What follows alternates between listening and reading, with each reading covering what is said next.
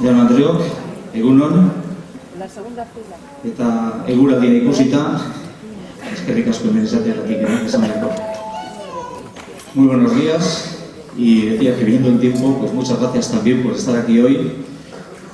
Badakizue, Basaurin, aspalditik, azkenengo 37 urte hauetan, jaialdi berezi bat antolatu izan dela Euskal Herriko folklorearen inguruan. Euskal dantzak, bere erarik jatorrenean, dantza talde autoktonoak, herrietakoak bertako dantzariak ekarri izan ditu, azkenengo 37 urte hauetan, hori izan da urtero antolatu izan den jaialdi berezia.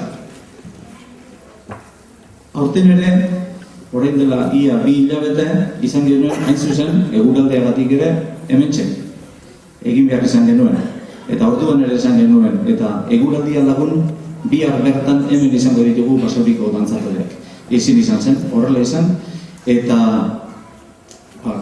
itxaron behar izan dugu, gaur arte berriro Basauriko dantzataleek hemen euren ekitaldia egin ahal izateko.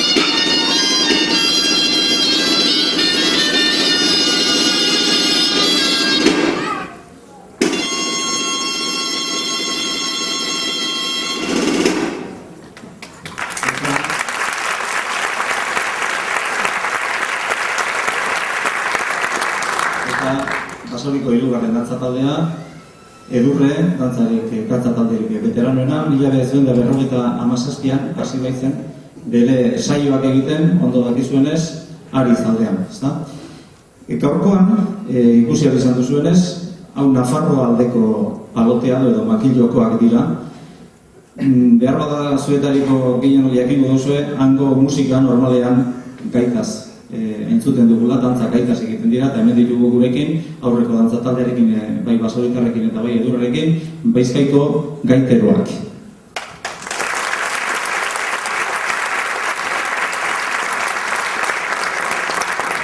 Bai Arabako Errioxan edo bai Nafarroako Erriberan, makilloko hauek oso ezagunak izan dira.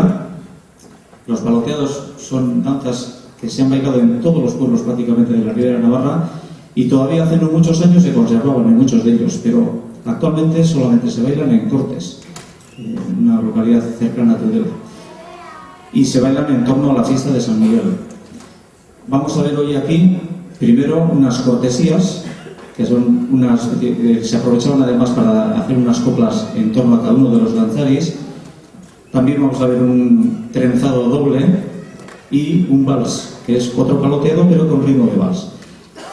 Cortes aldeko paloteado hauek ez dira paloteado bakarrik, zerbait gehiago ere bada. Egun osoko jaia da, eta egun horretan antzerkiak egiten dute, hay toda una representación teatral con personajes, con el mayoral, y la parte de la danza es la que vamos a ver hoy aquí, en estas dos primeras partes. Primero la parte con el trenzado doble y el vals.